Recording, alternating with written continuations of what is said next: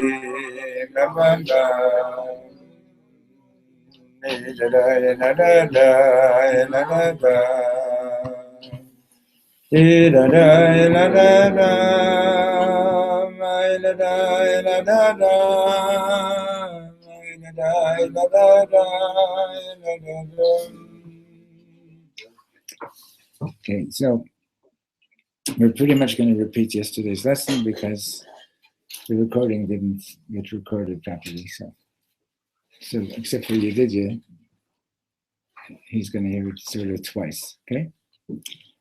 So everybody knows that the Talmud says that you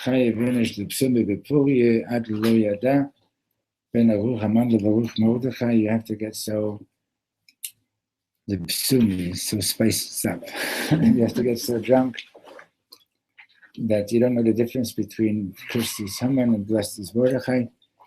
And there's a lot of discussion in halacha, a lot of disagreement about getting drunk. There are those that say that absolutely not. And so how should you fulfill reaching the point that you don't know the difference between Christus Haman and blessed Mordechai? Have a glass of wine and go to sleep. And then there are those that in poskim that say no, you should get drunk. Okay, so this is what we have here today. Is taken from Rav Steinsaltz's book that Helene has in her hand. It's okay, you can have it. It's just it's talks that he gave on the holidays. To his various classes going through the year. There's a similar book on the Parsha, and that's been translated into English. It's really worthwhile learning Rav Steinsaltz. Whatever you can get your hands on from Rav Steinsaltz is just fascinating. He's like one of the closest things that you're ever going to see to somebody with a 360-degree lens. He can take a Jewish concept and he can show you how and where it showed up in history across the world, even in Chinese opera. Does he give a shear? Rav Steinsaltz? Yeah. Yeah, gives shiurim at his institute, and Thursday nights gives shiurim at his yeshiva. That's the big synagogue. What is it called? There's a Steinsaltz Center just off of Evan Sapir. Anyway,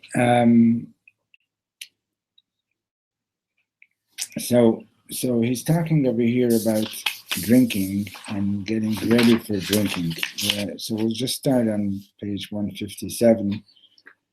We'll skip a few passages that we went through yesterday, but so he starts off by telling us the famous teaching that everybody knows. The Zohar relates Purim with Yom Kippur, Yom Kippurim, right? Yom Kippur is a day like Purim.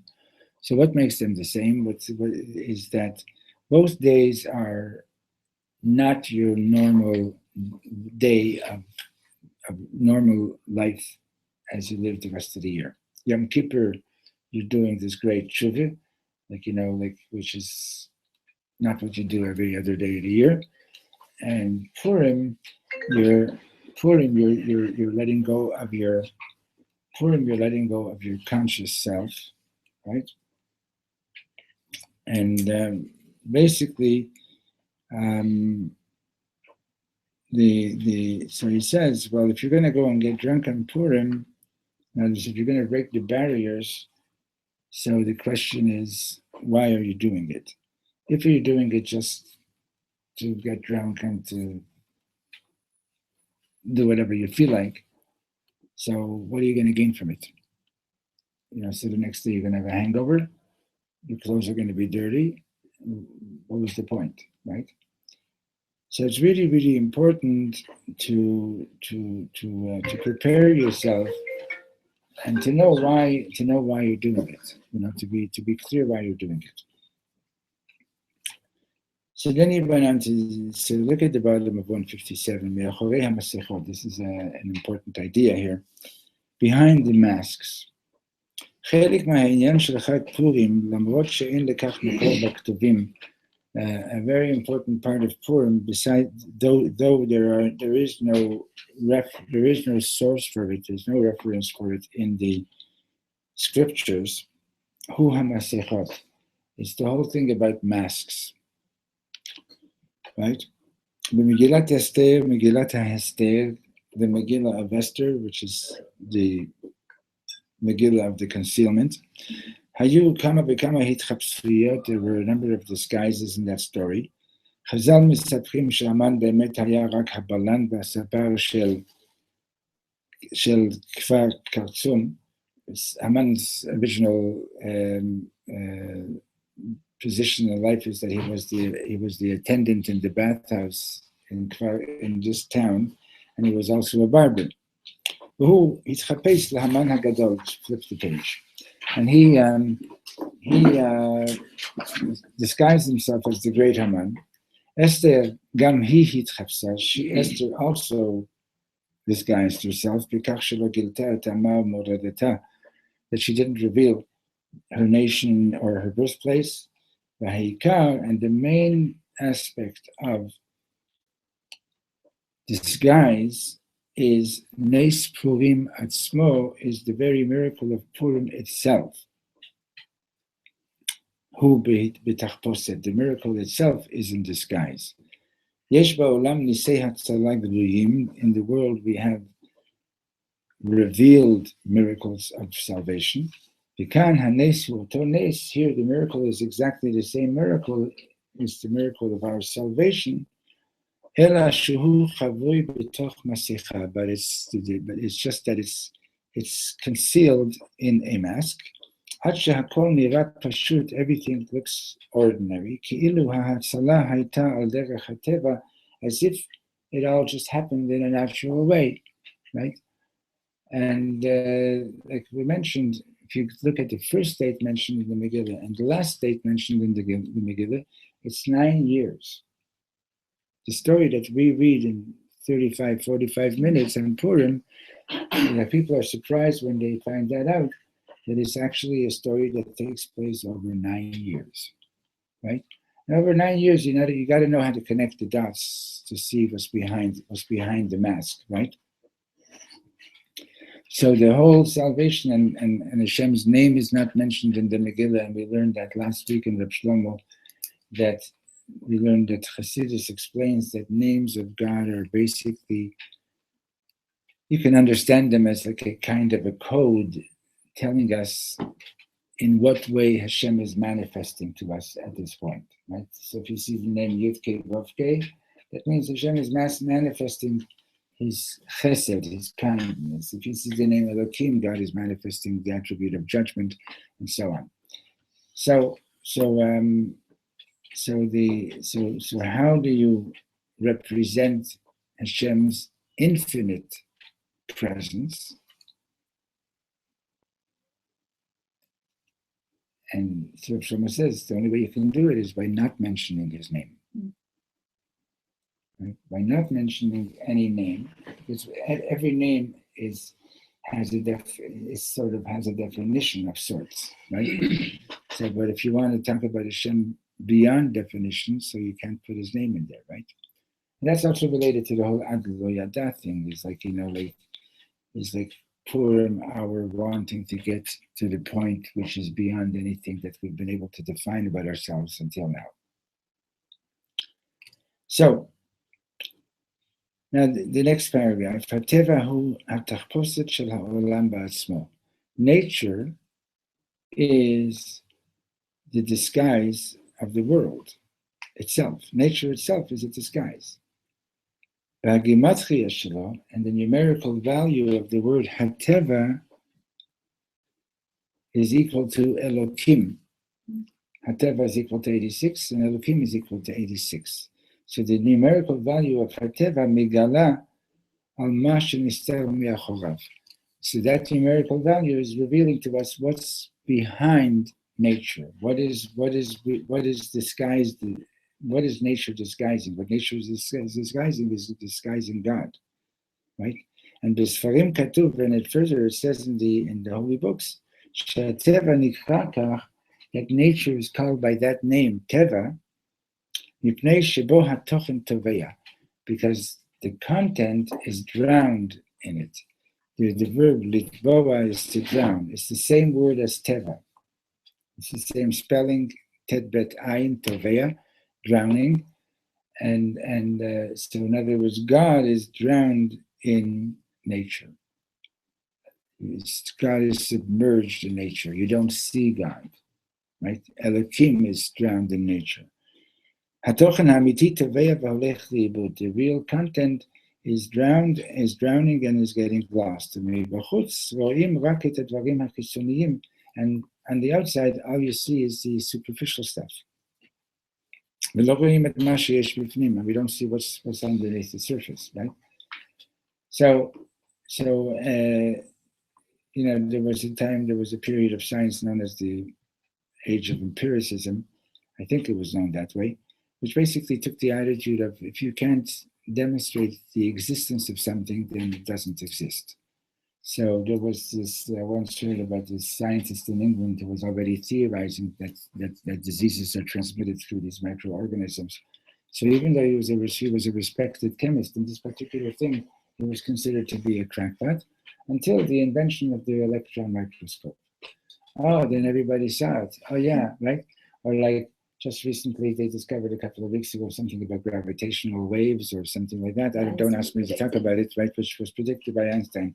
So at least scientists have wisened up to and realized that. I mean, the real scientists always knew this, that whenever science is describing anything, it's really only describing the way science understands it right now. But in reality, there's so much more that we haven't seen yet. I mean, the idea that we have the technology that seconds are divided up into millionths of a part, right? And even billions already, picoseconds and so on. and mainframe computers charge their clients by the nanosecond. Unbelievable, right? So like, and of course, many people think, like, actually, this is funny. In the year 2000, Time magazine put out a centennial edition. And what they did was they, like, all their different departments that they normally have, they did what was said 100 years ago. So in the year 1900, there was a quote there from the head of the U.S. Patents Office who said, "There's nothing left to invent." 1900. In 1900, he said, "There's nothing left to invent." Right? Okay, it's amazing, right? Anyway, so that's nature, right? So like, so nature is a big mask, and even without the spiritual aspect, right? So like, like, you got to realize whatever you see now that's what you see, but there's more. And then tomorrow, when you see more, there's more, there's more, there's more. And the ultimate concealment is the no thing, is the ayin. Right, the whole creation is ex nihilo, something from no thing, yesh me'ayin, and so eventually everybody's going to see the no thing, the divine and everything. So he says, Asher al ken, is for this reason that Nes Purim hu nes sheyesh tzarich lishtakeya kedei lirot oto. So the miracle of Purim is such that you have to get drunk in order to see it. In order to be able to see things that are behind the masks, right? You're familiar with that magic eye book? I think I spoke about it once, right? You sort of hold the page in front of you. It's a nonsense drawing. Have you seen it?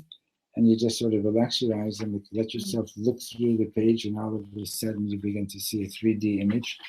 What's fascinating about it is that the second you think about it, you no longer see the picture.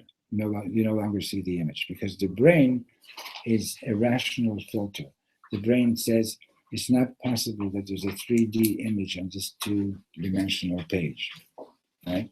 And as soon as the brain does that, you don't see it anymore, right?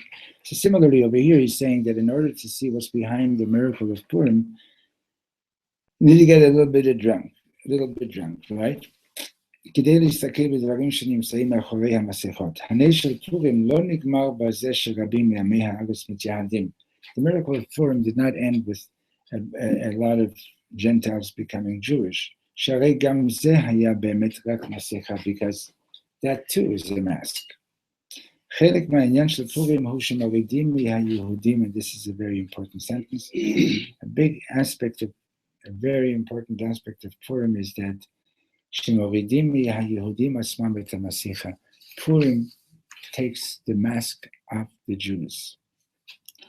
היה צורך בגזירה של אחשוורוש, there was a need for אחשוורוsh's decree, כדי שהיהודים ירידו את המסכות, so that the Jews should take off their masks, ויחליטו שהם יהודים, and decide that they're actually Jews. כדי שכל אחד ישתדל לקרוע מעליו את המסכות המכסות.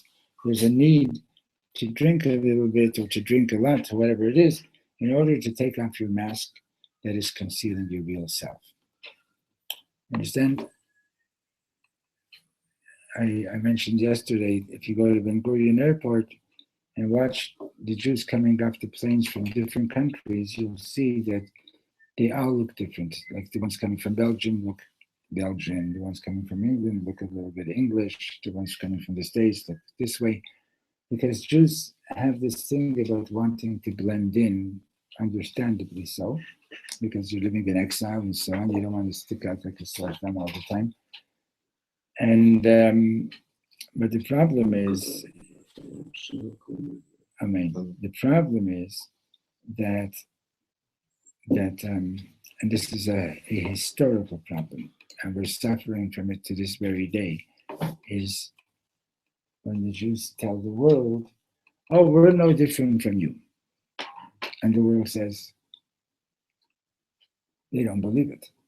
And the simple proof of it is, look at how Israel is being watched all the time, right? There's something like, if I'm not mistaken, if I remember correctly, it was reported that there are 200 foreign journalists in Israel, and there's only 5 covering the rest of the Middle East. Why? The numbers might be a little bit wrong. But okay. Okay, but that was the number. No, That was- But yeah, no, it's definitely out of scale, but It's out of scale. Okay, there's a lot that's of why I like, said Jews I don't who go to remember. Egypt, Syria, and all these other places. Yeah. And I'm saying, but everybody is watching what we're doing, right? So the world is basically telling us, stop pretending that you're like everybody else. Stop pretending like you're everybody else. They don't buy it. Okay.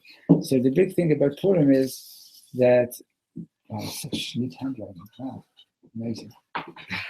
And Not a doctor. huh? I said Not that a doctor, right? So anyway, so the thing about Purim is that we needed that decree of Achashverosh to help us take off our masks of pretending like we're like everybody else, right? Like the whole story, the whole downfall of Purim came when we went to attend that feast that Achashverosh was making. And like we're good citizens, we're like everybody else. And basically the whole thing is that Haman comes to Achashverosh and says, no, these people are different, and they're never going to integrate. So what we're trying to do on Purim, what we're trying to achieve on Purim is that to be in touch with our real selves, to the self that is beneath the mask, the self that is beyond my regular confines. So then Rav Steinsaltz goes on and talks a little bit about alcohol. And what alcohol basically does is it upsets or it oppresses or shuts down your decision-making centers in your brain, your ability to see things accurately, right? Like I mentioned yesterday, this drunkard who's dying, tells his son, don't ever drink. And his son says, Dad, nothing at all? So he said, okay, you can have a drink, but don't get drunk. So he says, how am I going to know if I'm drunk? So he says, you see those 2 people across the street? If you see 4, you know you're drunk. So he says, Dad, there's only 1 guy there. Right?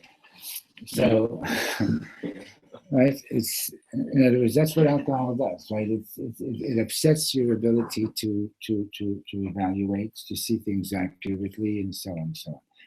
Now, the problem is that some people drink and they just let loose into horrible things and let their anger out at everybody, and it's like really, really disgusting. And then some people drink and like all this beautiful stuff comes out. Like, all this beautiful side of them comes out. So how do you know what it's going to be? We're repeating much of what we learned yesterday because the recording didn't work well yesterday. So how do you know which it's going to be, right? So Shenzel says it all depends on what is your intention before you start to drink. What is your prayer? So if you go to page 159, the second paragraph, that's where he sums up this little discussion over here.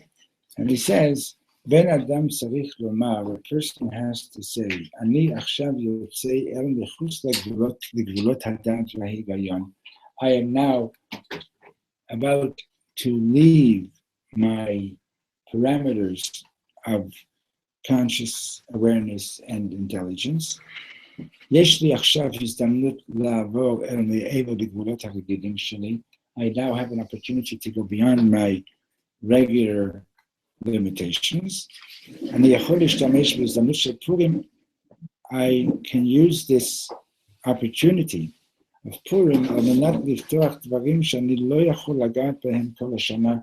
I can open up to reach and touch things which I cannot do all year long, right? And to pray that you want to get in touch with something really positive rather than simply be drunk and let's terrible things come out.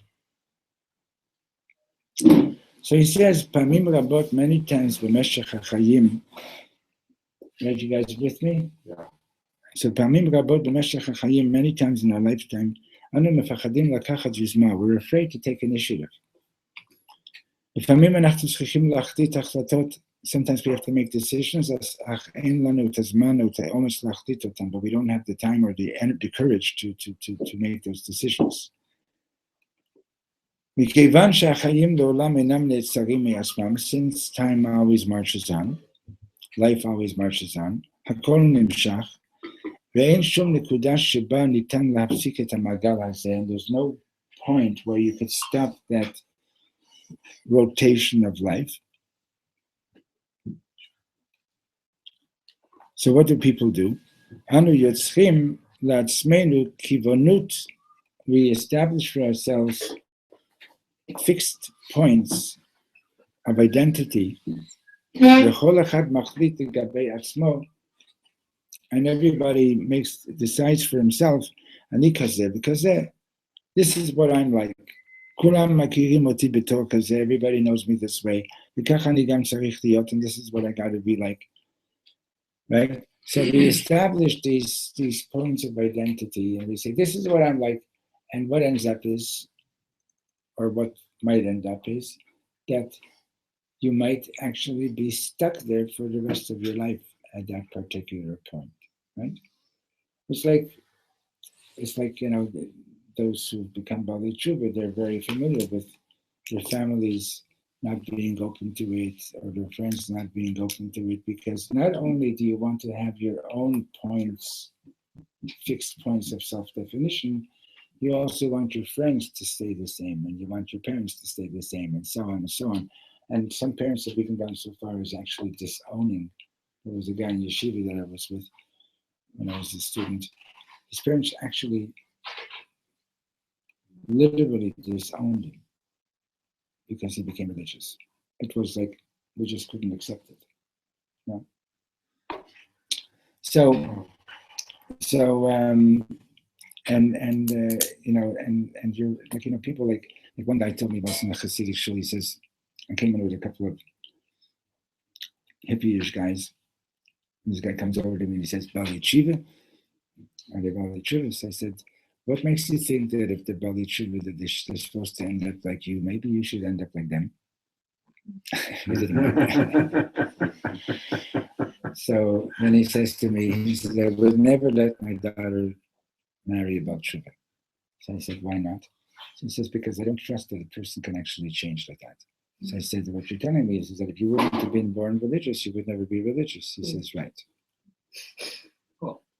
This is Yeah. I'm not judging him. I'm just saying that most people, and even ourselves, right, are like that to a greater or lesser extent, right? There are things that we don't allow ourselves to consider or to do because say, no, I can't, right? And as an example from science, I was once told that physicists who tried to understand Einstein on the basis of what was already known in physics could not understand Einstein. You had to sort of like wipe the slate clean in order to be open to understanding what he's saying, because it was so different from anything that was known until then. Okay? So the whole thing about tshuva is also like time is linear, right? And why in the world should it be possible to even consider that if I did something yesterday that was positive, then I should be rewarded today. If I did something negative, I should be given my retribution for that. So why in the world should we even consider the possibility that I can turn time back, like we do on Yom Kippur, and correct something from the past, right? That's not your ordinary daily way of life. Likewise, Purim is the flip of that, is to go beyond my conceptions of who I am right now, to go beyond that mask, and to go further and see what is actually possible. Okay? So he says, and this is a reality of life, right? So go to page 160, please. Okay? You can come with me, too. Hi, Sheila. Okay? So he says, לפעמים האדם חושש מהתוצאות של השינויים הפנימיים. Sometimes the reason that we don't do this, and we don't go to the beyond, is because we're afraid of the inner outcomes that this might bring about. Right? In other words, I actually, and I'm not. There's nothing to show up about this, and I don't know if I'm ever going to get the opportunity again. But the Talmud says that the early Hasidim used to meditate an hour before the Amidah, then they would spend an hour doing the Amidah, and then they would meditate another hour afterwards. This was 3 times a day. Okay? So that means 9 hours a day. Okay? So I was reading Rabbi Kaplan's book on Jewish meditation, and he says if you meditate on each word of the Amidah for 7 seconds, it will take you just about an hour. So I read that, and not having much experience in meditation, and having a lot of chutzpah, I just want to see him. So and having a lot of chutzpah, I said, okay, I can do that. I can try anyway. So I started the next time. I started doing the Amidah, and I was doing like 7 seconds on a word. And by the time I got to the 3rd lesson in the middle of Atah Kadosh, I was literally frightened to death. I was like, I felt like if I go on with this, I'll never be the same. And I stopped. I chickened out. And I literally chickened out because I felt like I was coming to some place that was not familiar to me, and I chickened out. And maybe this is an extreme example, but we do that kind of stuff all the time, maybe to a lesser extent. Sometimes we just like when somebody asked Rav Shlomo, he said, you very often you teach us that we should follow our heart. So what if your heart is telling you to do something that's not quite the normative practice of Judaism? So he said, if you want to know if you have the right to follow your heart or not, he says, if you're walking down the street and you see a poor person and your heart tells you, give him $100. But by the time you reach that person, all you give them is $5, then you don't have any right to follow your heart when it comes to halacha. Because, in other words, if you're really going to follow your heart, like, you got to follow your heart all the way, If when it comes to charity, there you're being rational, and when it comes to doing the mitzvah, you want to follow your heart and do or not do it. So then you don't have the right to follow your heart. You understand? It's like either you're a totally heart person, or else just follow the rules. Like you could you sometimes? Yeah. What? Could you sometimes choose not to follow halacha? No, there are, let's put it this way.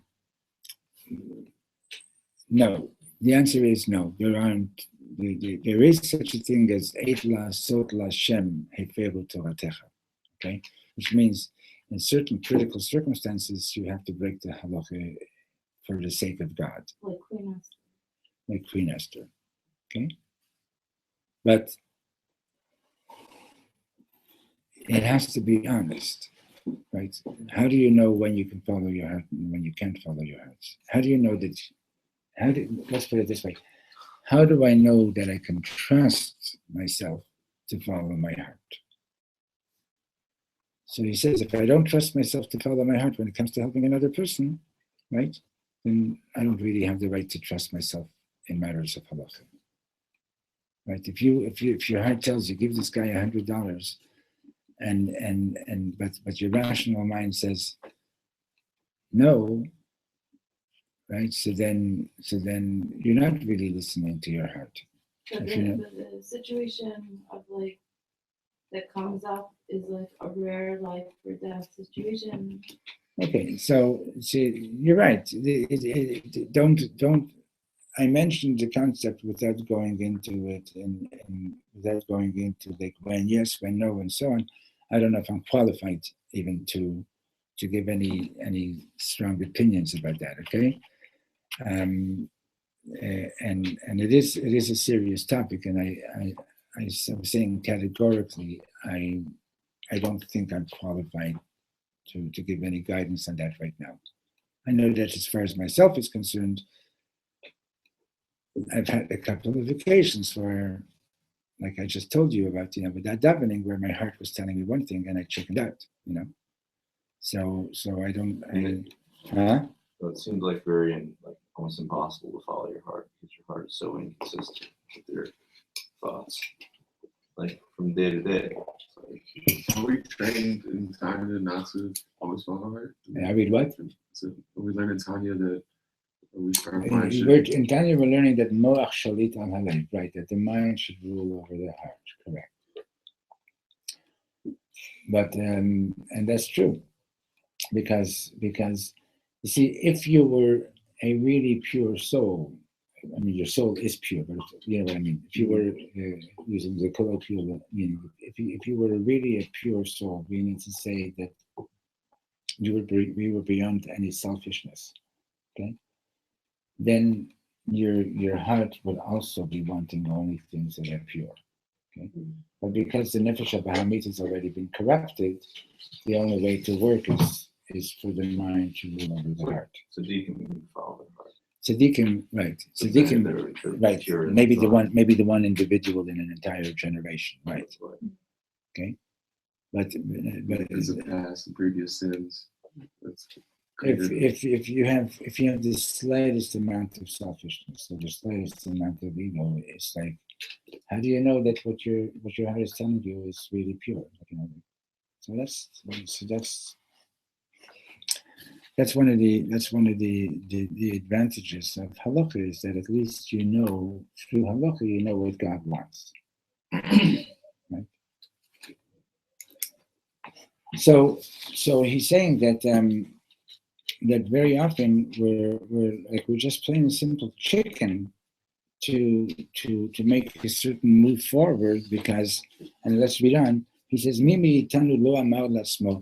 Who amongst us never said to himself, if I'm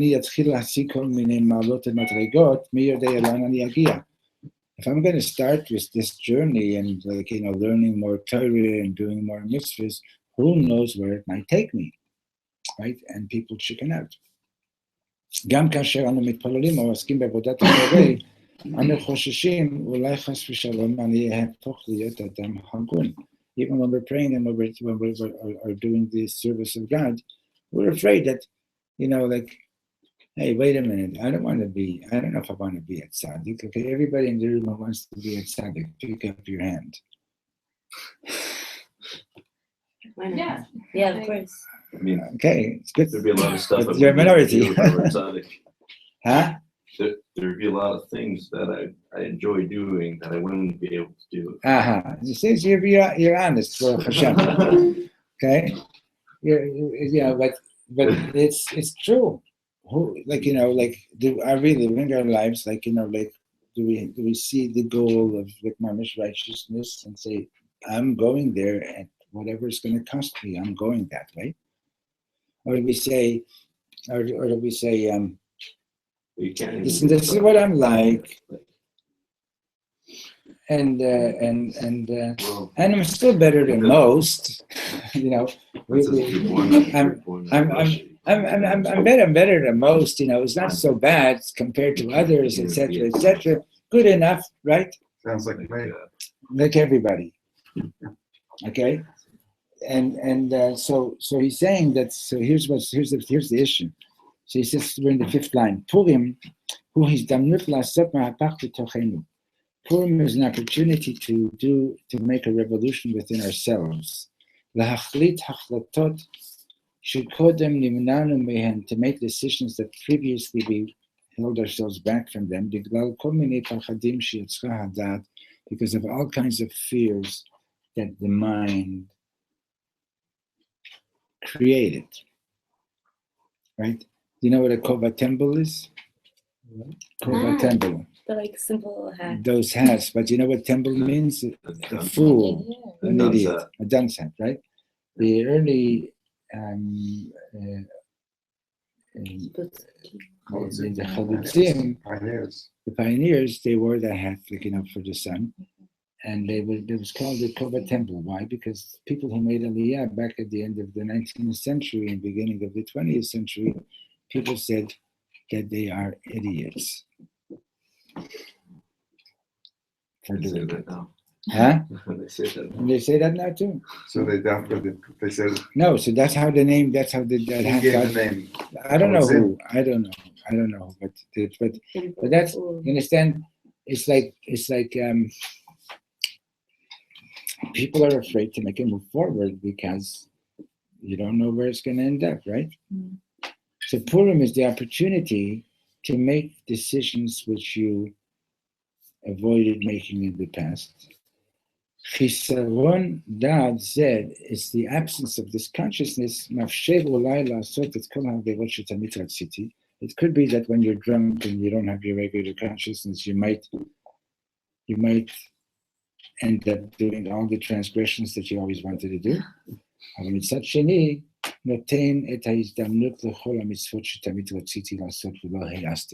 the other hand, it also gives me the opportunity to do all the mitzvahs that I wanted to do and never had the guts to do. Okay? So Purim, who has man lasot dilug l'tzad. Purim is the time to jump to the other side. And to continue there the next day.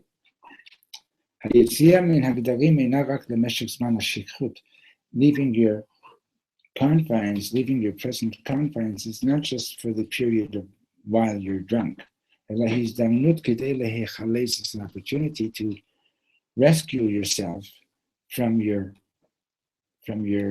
habits and from your confines. Since anyway, right now on Purim, you're not in a regular path of life. So Purim Purim is like a crane to lift you towards change. And we hope that after Purim, we're going to find ourselves in a different place.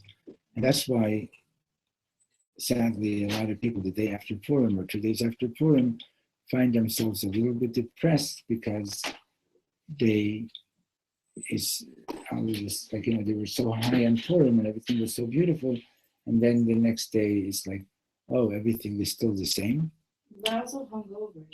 Yeah, so it's true, and also 2 days. So let's say 2 days later. You know what I mean? Like everybody's just so loving and so beautiful on Purim, and then 2 days later, you look at each other, you say, "I can't believe I hugged you so much." That's kind of how it is after every hug. To some extent, but even more so on Purim. Okay, so the point that Rav Steinsaltz is making is like this. It's all dependent on how are you going to drink. And it's dependent on your preparation in advance. If you prepare yourself in advance, and somebody sent me yesterday a whole prayer from Rabbi Rush to say before drinking. And if you say, I'm doing this, I'm gonna drink, but because I want to get in touch with my better self, with my deeper self. I want to get in touch with those positive things that I've avoided because I haven't had the guts to do it, and so on. So if you do it with a sincere intention, then that's what's going to come out. But if you're going to drink with just like, oh, this is a great party and it's just let loose, be careful. You better be around good people. What? Without drinking. Without drinking. Yeah, I'd like to know that too. So the Shlomo actually used to say, get drunk on Purim. Right? I didn't say that you can't. Okay. I can't drink either. Okay. So I'll drink for you. Thank you. that's what Reb Shlomo defines as a holy drunkard. He drinks not just for himself. He drinks for everybody else, and then the really holy ones drink for the whole community, and the super holy ones drink for the whole city, and the really super holy ones drink for everybody until Mashiach is I coming. didn't realize how holy your nation. Also, So he says like this. Super drink.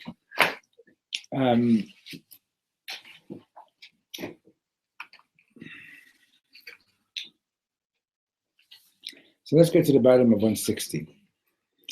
Purim hu chag shebo moridim et hamesechot. Purim is the holiday that we take off our masks. ואי אפשר לדעת מראש בדיוק מה נמצא מאחוריהן, but you can't know in advance what exactly is behind it.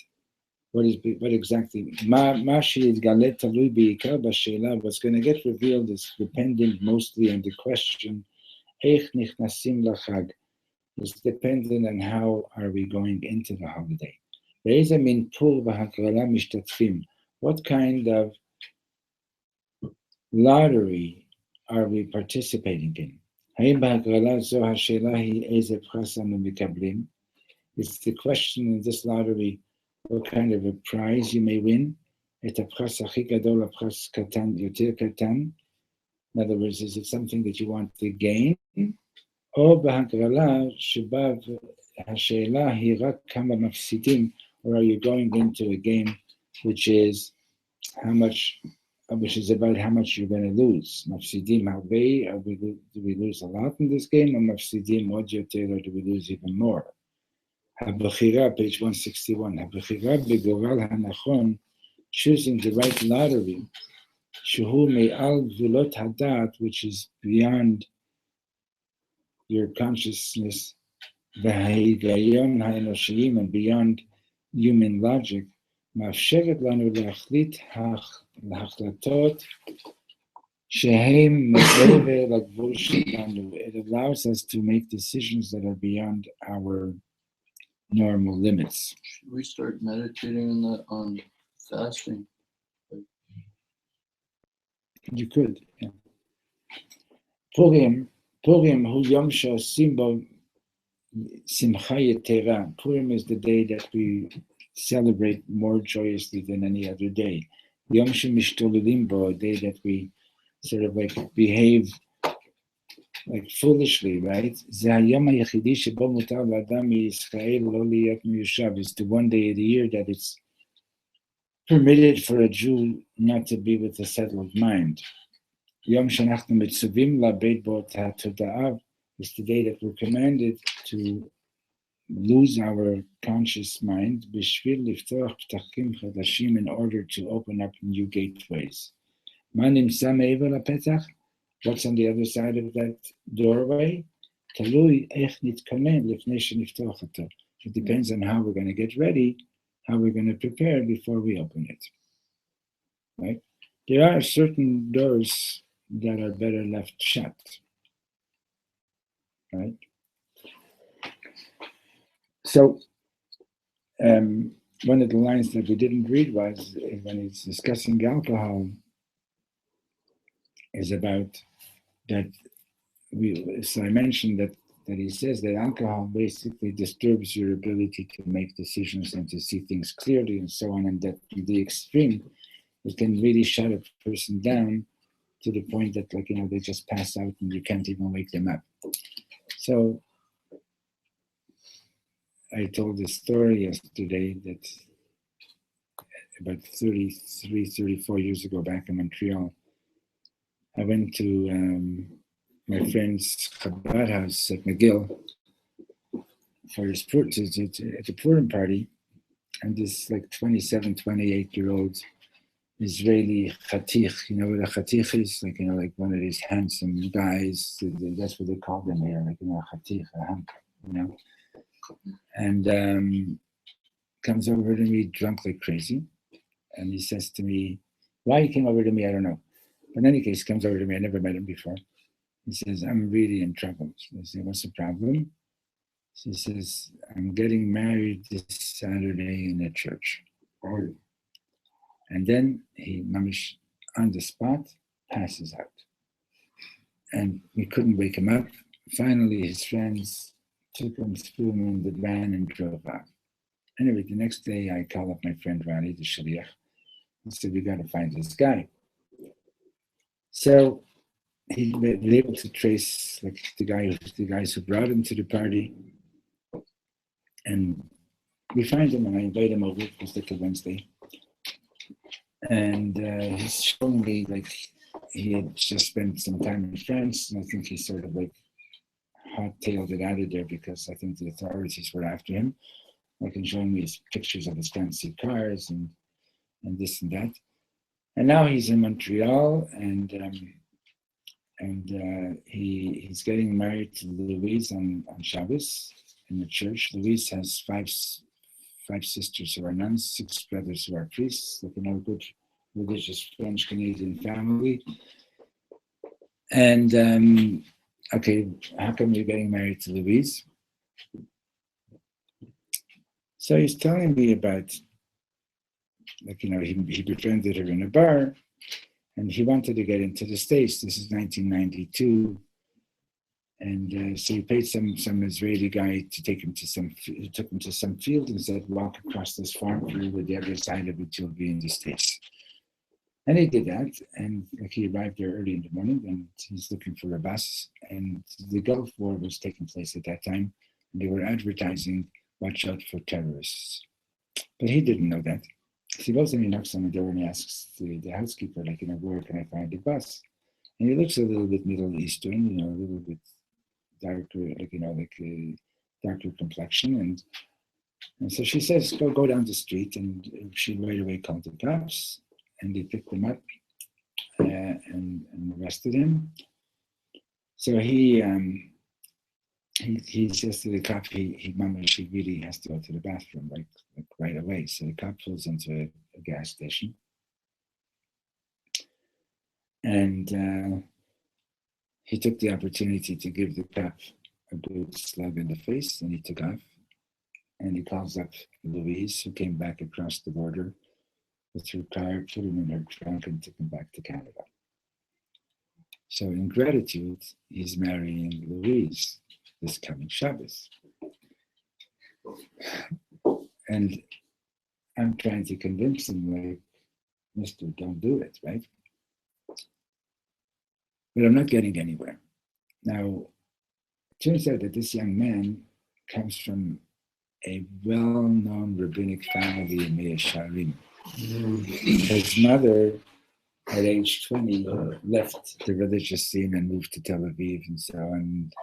And I don't even know if he knows who his father is, but he grew up like very not religious.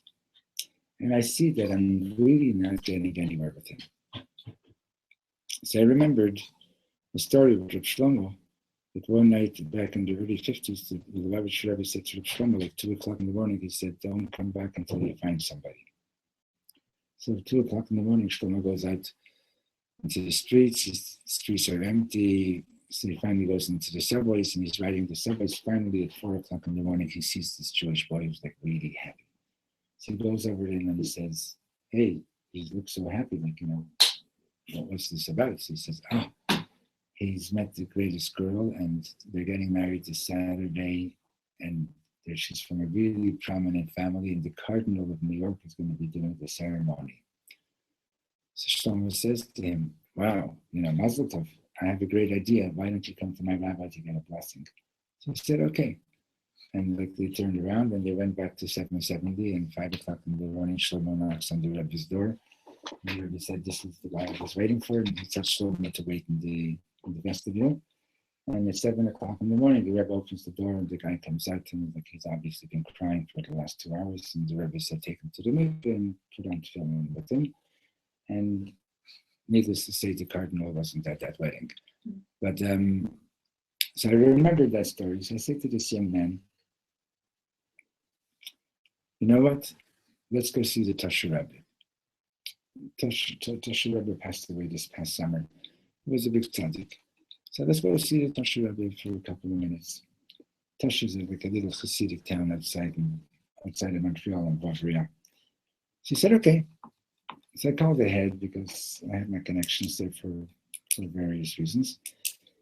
And we drive out to Tosh, and we go up to the Rebbe's Bais Medrash, and we went right over to the Rebbe, and the Rebbe says to him, says, drop it, and I promise you, Bone Chaye Umizayne Revicha. I promise you family, health, and parnose, big time. And like he's standing there like with this cynical smirk on his face. And again, the Rebbe says to him, drop it, I promise you, Bone Chaye Umizayne Revicha. And we left. I came back to my house and I see that it made no impression on him whatsoever. So I figured, okay, you know what? Maybe I should meet Louise. So I said, I'd like to meet Louise. So he says, yeah, why not? You know, tomorrow he's going to be going to St. Hubert Street to rent a tuxedo. He's going to try it on, and she's going to be there. So you can come and meet her. So I go to meet Madame Louise. Louise is a 35-year-old French-Canadian woman. And if you would look at these two people, no way in the world would you ever imagine these two getting together. Like she's older than him. And there's just no connection whatsoever. But she's a nice woman. She's a nice person. I mean, a nice person. I'm talking to her you sure you want to marry this guy? Yes. And why? I'm just talking. And okay. So I say to him, you know what?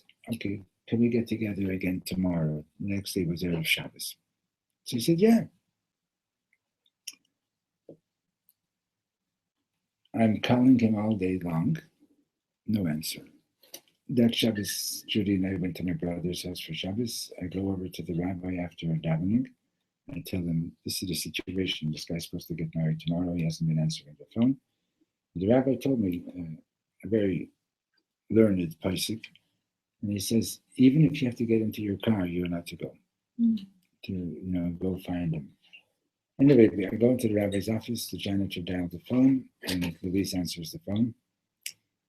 And he is screaming like a madman in the background. I say, Louise, what's going on? She says, he's flipped out. So I say, put him on the phone. He gets on the phone. He says, Rabbi, this rabbi is in my head. I can't get him out. And like he's flipped out, like, the Tasha Rebbe is inside his head, Rabbi, I can't get him out. So I said, give me Louise. I said, Louise, you're going to marry this guy? She says, are you kidding? I canceled everything already. She canceled everything, Okay, Baruch Hashem. Anyway, he stayed in Montreal for another couple of weeks. I think he's the guy who robbed the Chabad house at the computer afterwards. And he wasn't like the nicest guy, We're not talking about such a nice guy, okay? Anyway, I saw him one more time, and that's, like I said, 34 years ago, 33 years ago. 2 summers ago, I'm back in Montreal at a visit, and the Dayan of the Hasidic community comes up to me and says, are you the guy who took somebody back then to the Tasha Rebbe? So I say, yes. He says, call up the Gabbai, call up his assistant. There's a sequel to the story. So the Tasha Rebbe a few years ago was in Miami, for rest and recuperation. He was really not well. And there's one of the Jewish kosher stores there. So the Tasha Rebbe's assistant went to buy some stuff, and he's talking to somebody.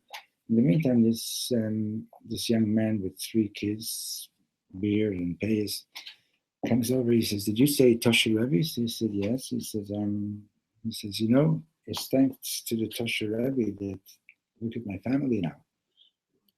And I'd love to say thank you to him." So he says, "Well, the Tosha Rebbe actually happens to be here in Miami right now. You can come and see him."